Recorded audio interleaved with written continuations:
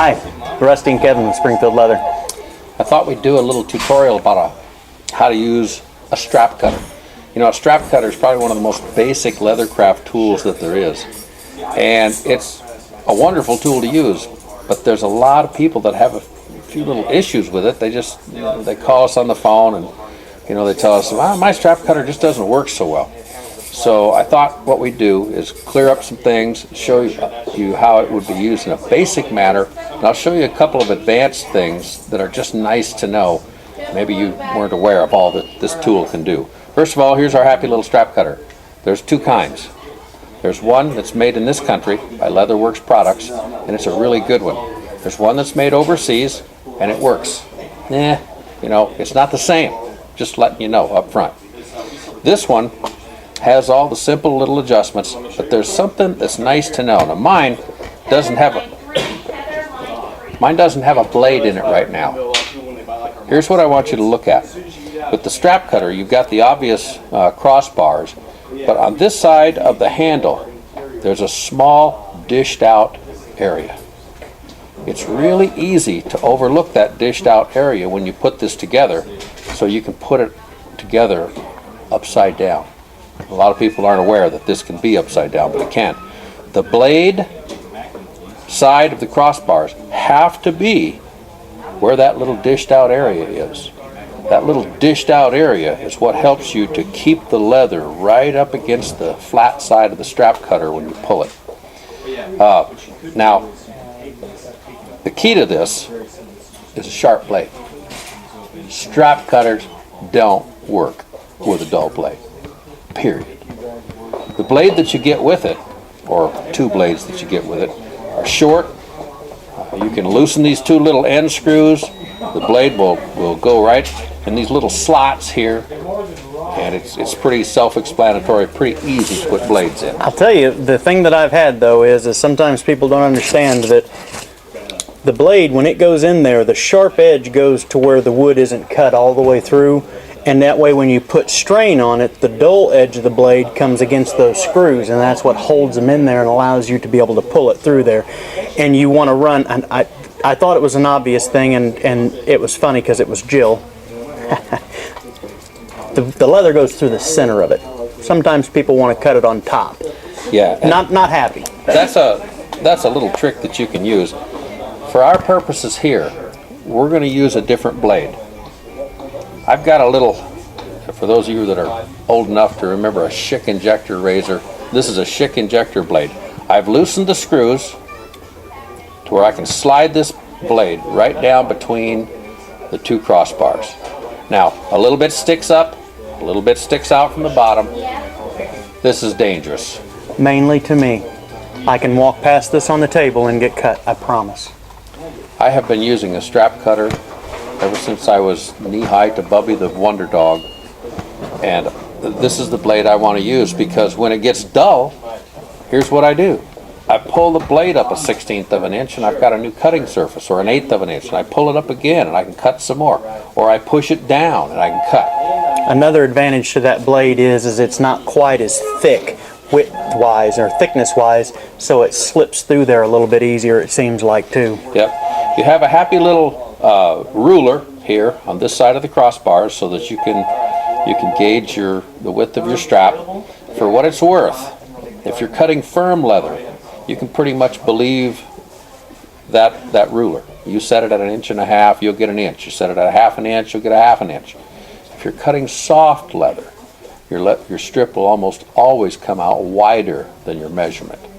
Now, for what it's worth, you need to know, this tool will cut veg leather, it will cut suede, it will cut very soft leather. The key, there's several key points. Number one, you have to have a sharp blade. Now, veg leather's easy, so we'll do that first. I'm going to loosen the little screw that allows you to slide these crossbars. I'm going to slide it in here about 1/2 inch. Now, you probably noticed that your crossbars have a little thumb screw on the back. Again, this is something that's important that many people don't realize. The spacing right here, the space between these crossbars needs to be the same here and here. Actually, the tool works better if the space is wider at the back side where there is no blade. The tool just works better that way. I can't tell you why, I just know that it does. Another thought too is whenever you set this up and get ready to cut, you want to make sure that that space isn't way over the thickness of your leather. You want it a little bit thicker or wider of an opening, but not a bunch, especially on a softer leather, because it'll wad that thing up. That's absolutely critical. Any leather that you cut, you want these crossbars to be open just enough for that leather to pass through. Now, on veg leather, it's not so critical because it's firm. We've got this set at about, just under 1/2 inch. Now, you should have a straight edge. This is a relative straight edge, but I want to show you something. I'm going to put this leather, I'm going to start it with the leather back here where my thumb is, right up against that handle, and I'm going to pull it, and I'm just going to pull it nice and straight. But guess what? Take a look at that and tell me it's not straight. And look at the edge I started with. It's crooked. That just shows you something that you can do with a strap cutter. You can straight edge a hide with a strap cutter if you're careful and know what you're doing. Now that's not a basic trick, that's an advanced trick. Once you've got your straight edge, if you want to lay your leather down on a table, use a straight edge and a knife, cut it, then nothing to it. Now here's the trick. You get it started. On this short piece of leather it wouldn't matter so much, but every piece, every strap that you cut, you need to hold this piece, not this piece. If you hold this one, you're eventually going to pull off. And then you gotta re-straight edge the dumb thing. Now there's a trick. Anytime you cut leather with a strap cutter, depending on the leather itself, you can hit hard spots in it. You know what starts to happen, Rusty, when you hit those hard spots? I would imagine that it's not happy with the strap cutter. It's not, and as you go along, pretty soon you end up with a piece of leather that's either got a curve in it or a little bump in it. Well, there's one way you can offset that. Turn your leather over so it's upside down, and we're just going to do this little trick again. We're going to hold that little piece. We're going to pull that down there. We've re-straight edged our leather. If you cut if you're cutting a double shoulder and you notice your belts are starting to curve a little bit, most of the time it's not critical anyway because you can give them a little pull and straighten them out. But turn the leather over, start cutting from the other end upside down, and those straps are going to start coming out just wonderful. You can cut just like nothing flat. And this is leather that we'll use for belt keepers. Something that you might be aware of too is that, especially on something long, if you're doing a long piece or a side, or even sometimes on double shoulders, if you can have somebody hold that so that you can move along, it really will increase the speed. It helps you kind of keep the whole thing together, especially as you get down towards the edge of the leather, because Yes. then it starts moving around a lot. Not only do they hold it, they have to pull on it. Yep. They have to pull just a little bit, and they have to pull in the direction of the strap cutter. In other words, they pull it that way, then it works. Yep. Now, if we want to go to a heavier piece of leather, we're going to open this up, open this end up until I get it just about right, and then we're going to cut, well, let's see, just tighten that down. Now, when you tighten this product is made from hard rock maple, and after years of use, this wood gets slick, and this little internal metal washer might not hold it quite so well. So if you have to, take a little pair of pliers and just give it a tweak, no more than a tweak. That'll hold it. I'll tell you, Yeah. they don't let me carry scissors, so I had to steal his. But this spot right here and a pair of scissors will give you a nice little tweak to it, and then you can loosen it back up. But It does. I'll give those to you before I get cut.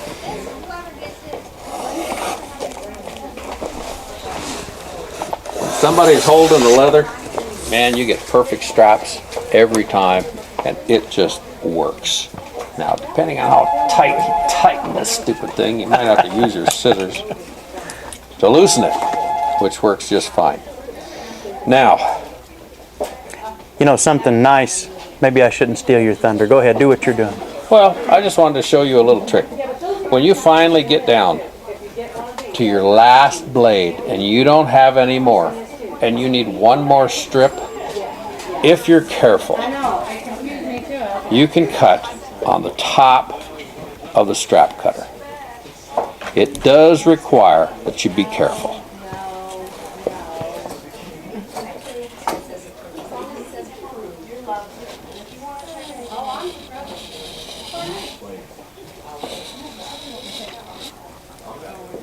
This seems advanced. This is advanced. I don't recommend doing this. But you know what? When you don't have a strap cutter blade and you are desperate, that's just okay. Something that it really is a little bit out of the realm, but this thing can be a money maker, or it can actually cost you money when you're cutting belt strips out of something. If you've got a spot right there and you're cutting inch belts or inch-and-a-half belts, that's going to be right there. But you know, if you're making keepers for those belts, if you'll come down and cut that spot right in half, or cut just to the inside of it, right out of the middle, you'll save yourself a lot of money, a lot of grief, and you'll be able to utilize the sides, the leather that you've got in a better manner, and it really will make you some money. Yeah, this is a distinct advantage of a handheld strap cutter over a mechanical strap cutter, simply because when you get to this place, you can cut right up to it and then set your strap cutter to cut off a 1/8 inch strip, cut it off, and then go back to cutting your good stuff. And you've lost 1/8 of an inch instead of an entire belt strip. Now, I don't have a piece of leather here to demonstrate, but to let you know, soft leather, you can cut deerskin with this, but just remember, the blade has to be sharp. We cut upholstery hides with this all the time.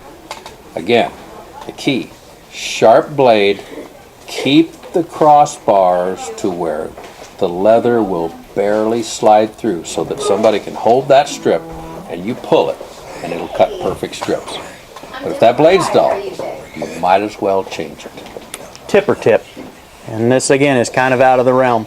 If you're cutting something like deerskin, and he uses deerskin because of how stretchy it can be, especially in cutting a lace or a strap, if you take and put a little bit of tack, spray tack on the back of that, and put it down to a piece of paper, like a construction paper, or even a piece of Bontex, a bag stiffener, a manila folder or something, and cut it, you can peel that back off of there, and man, it'll make straight edges on that if you really need to cut some. Yeah, that's a good point. Contact paper works pretty good too. Yep. Anything to stiffen up your leather. But with most things, deerskin is probably the most difficult thing you'll ever cut with a strap cutter, and I don't recommend it. But upholstery, other soft leathers, suedes, they work just fine. Is there anything I'm missing? Don't cut yourself. Thanks.